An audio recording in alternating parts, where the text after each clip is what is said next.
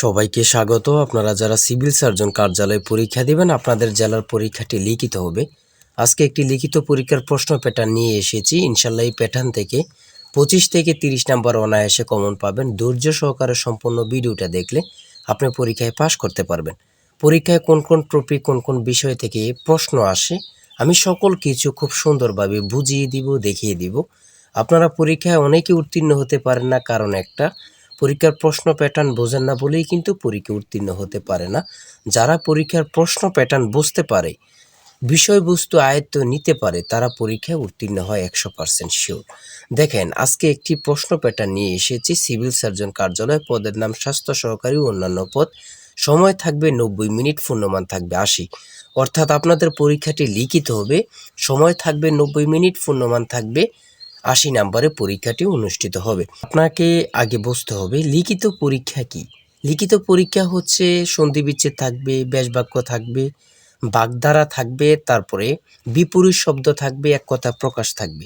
তারপরে ইংরেজি পার্ট থেকে প্রিপোজিশন থাকবে, আর্টিকেল থাকবে, তারপরে ফিল ইন দ্য গ্যাপস থাকবে, ভয়েস থাকবে। 5 নাম্বারের একটি প্যারাগ্রাফ থাকবে একদম শর্ট করে, তারপরে অঙ্ক থাকবে, সর্বশেষ থাকবে সাধারণ জ্ঞান।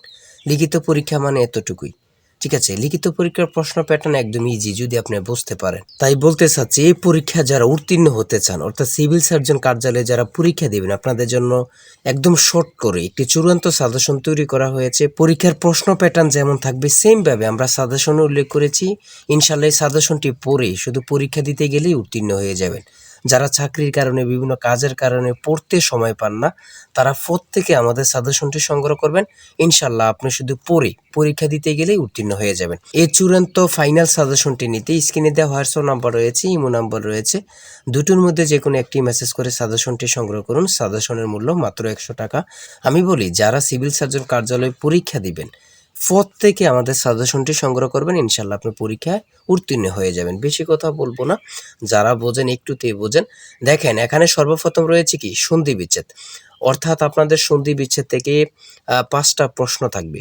আপনাদের সন্ধি বিচ্ছেদ থেকে 5টা প্রশ্ন থাকবে। 5টা প্রশ্নের জন্য 5 নাম্বার, অর্থাৎ প্রত্যেকটি প্রশ্নের জন্য কিন্তু 1 নাম্বার পেয়ে যাবেন, ঠিক আছে।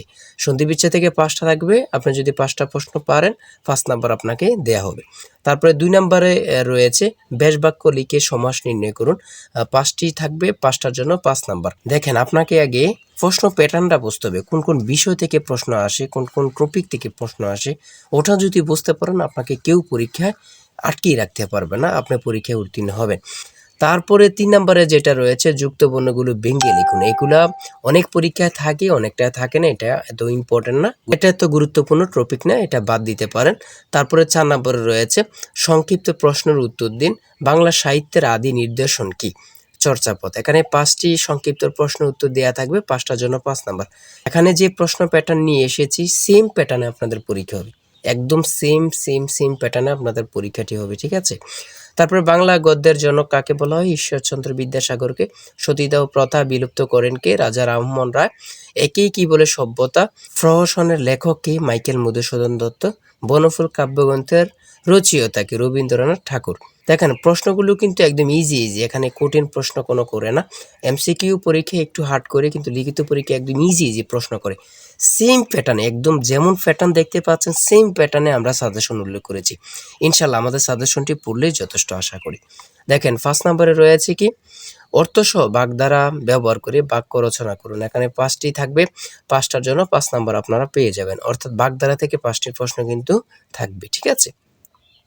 তারপরে রয়েছে এখানে প্রিপোজিশন, হ্যাঁ। 6 নম্বরে রয়েছে ইংলিশের ক্ষেত্রে প্রিপোজিশন থাকবে, 5টি প্রিপোজিশন থাকবে। আপনি যদি 5টি প্রিপোজিশন পারেন তাহলে 5টার জন্য 5 নাম্বার পেয়ে যাবেন। দেখেন, লিখিত পরীক্ষা মানে ট্রান্সলেট থাকবে। 7 নম্বরে রয়েছে ট্রান্সলেট। লিখিত পরীক্ষা মানে ট্রান্সলেট থাকবে। এখন ভাইবা পরীক্ষা ট্রান্সলেট কিন্তু খুব গুরুত্বপূর্ণ একটা টপিক হয়ে গেছে। ভাইবাতেও এগুলো জিজ্ঞাসা করে। যেমন এখানে 5টি ট্রান্সলেট থাকবে, 5টার জন্য 5 নাম্বার। তারপরে 8 নম্বরে রয়েছে সিন্স দ্য ভয়েস থেকে 5টা প্রশ্ন থাকবে। যদি 5টা পারেন 5টার জন্য 5 নাম্বার পেয়ে যাবেন, ঠিক আছে। তারপরে 9 নম্বরে রয়েছে রাইট ফ্রম ভার্ব থেকে 5টা প্রশ্ন থাকবে, 5টার জন্য 5 নাম্বার পেয়ে যাবেন। ঠিক আছে, আপনারা এখানে যে টপিকগুলো দেখাচ্ছি এগুলো অনুযায়ী আপনারা পড়ে যাবেন। আর বিশেষ করে এখান থেকে ওখান থেকে প্রশ্ন খোঁজে না বাহির করে আমাদের কাছ থেকে একদম মডেল টেস্ট অনুযায়ী একটি সাজেশন সংগ্রহ করুন। ইনশাআল্লাহ সাজেশনটি পড়লেই কিন্তু যথেষ্ট। ভার্ব থেকে থাকবে 5টা প্রশ্ন, 5টা যদি পারেন 5টার জন্য 5 নাম্বার পেয়ে যাবেন। তারপরে রয়েছে একটি প্যারাগ্রাফ। দেখেন এখানে যেই কোনো প্যারাগ্রাফ এখানে দিতে পারে। ঠিক আছে, রিপ্রেজেন্টেশনও দিতে পারে, যে কোনো একটা শর্ট করে প্যারাগ্রাফ দিয়ে দিতে পারে। আর আমাদের সাজেশনে কিন্তু প্যারাগ্রাফ খুব সুন্দরভাবে দেয়া আছে। এই প্যারাগ্রাফটি পারলে আপনাকে 5 নাম্বার দেয়া হবে।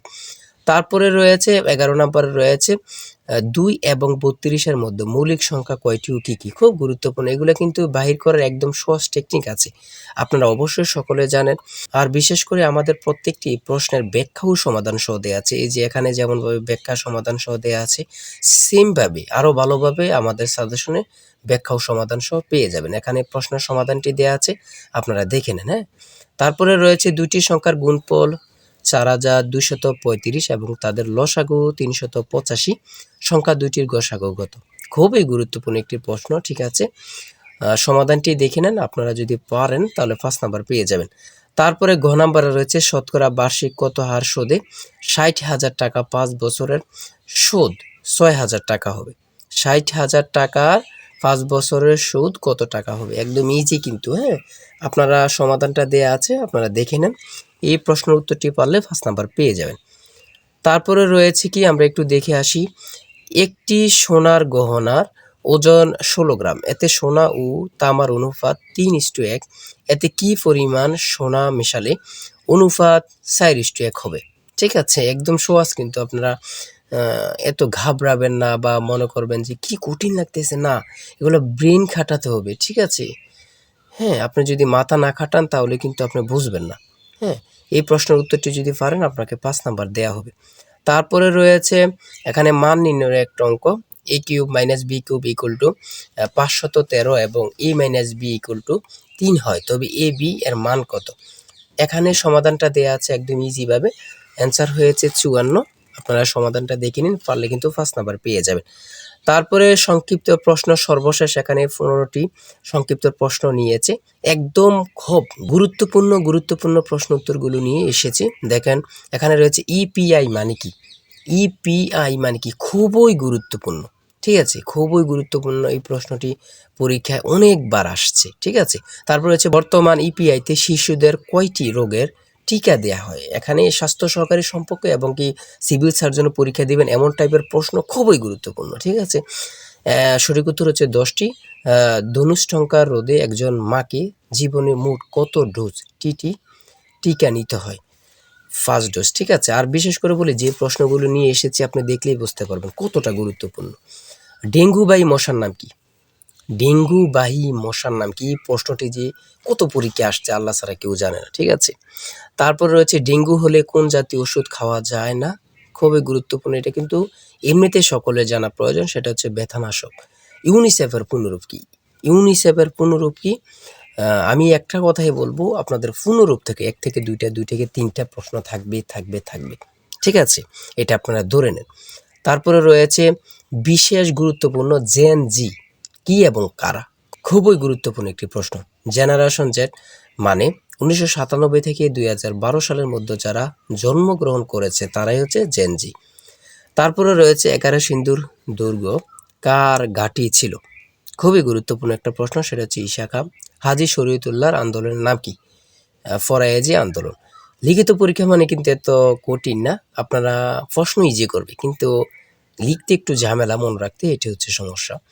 তারপর হচ্ছে ইউএস অ্যান্ড এফপিও এর পুনরূপ কি, এফপিও এর পুনরূপ কি, উপজেলা হেলথ ফ্যামিলি প্ল্যানিং অফিসার, খুবই গুরুত্বপূর্ণ প্রশ্ন। এই সিভিল সার্জন কার্যালয়ে যারা পরীক্ষা দিবেন খুবই গুরুত্বপূর্ণ প্রশ্ন, সেটা হচ্ছে ইউএস অ্যান্ড এফপিও এর পুনরূপ কি। সঠিক উত্তর হচ্ছে উপজেলা হেলথ ফ্যামিলি প্ল্যানিং অফিসার। ঠিক আছে, তারপরে রয়েছে পারস্য মানে বর্তমান কোন দেশ, পারস্য মানে বর্তমান কোন দেশ, খুবই গুরুত্বপূর্ণ একটি প্রশ্ন, যেটা হচ্ছে ইরান। পারস্য মানে কোন দেশ, ইরান। জেদ্দা কোন সাগরের তীরে অবস্থিত? খুবই গুরুত্বপূর্ণ, লোহিত সাগর। বাংলাদেশের সংবিধান এ পর্যন্ত কয়বার বা কতবার সংশোধিত হয়েছে বা করা হয়েছে?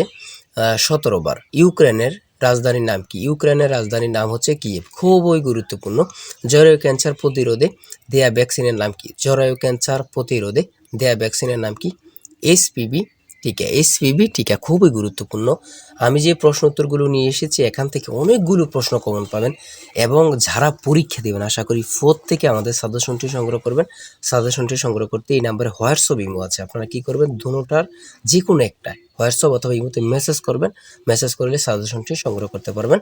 আর সাজেশনের মূল্য মাত্র 100 টাকা। আমি বলি 100 টাকার বিনিময়ে হলে থেকে আমাদের সাজেশনটি সংগ্রহ করবেন। আপনি পরীক্ষার প্রশ্ন প্যাটার্ন, পরীক্ষার বিষয়বস্তু, কোন কোন টপিক থেকে আসবে সকল কিছু ক্লিয়ার হয়ে যাবে। আপনার জন্য খুবই গুরুত্বপূর্ণ। তাই সবাই ভালো থাকবেন, সুস্থ থাকবেন। আজকের ভিডিও পর্যন্ত। আর অবশ্যই চ্যানেলটি সাবস্ক্রাইব ও পেজটি ফলো দিয়ে রাখলে আপনার পরীক্ষা হলে পরীক্ষার যে প্রশ্ন সমাধান, রেজাল্ট এবং ইত্যাদি সকল বিষয় নিয়ে আমরা ভিডিও আপলোড দিব।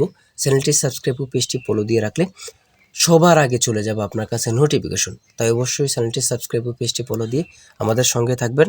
আজকের ভিডিও পর্যন্ত। আর ভালো লাগলে একটি লাইক করবেন। আল্লাহ হাফেজ।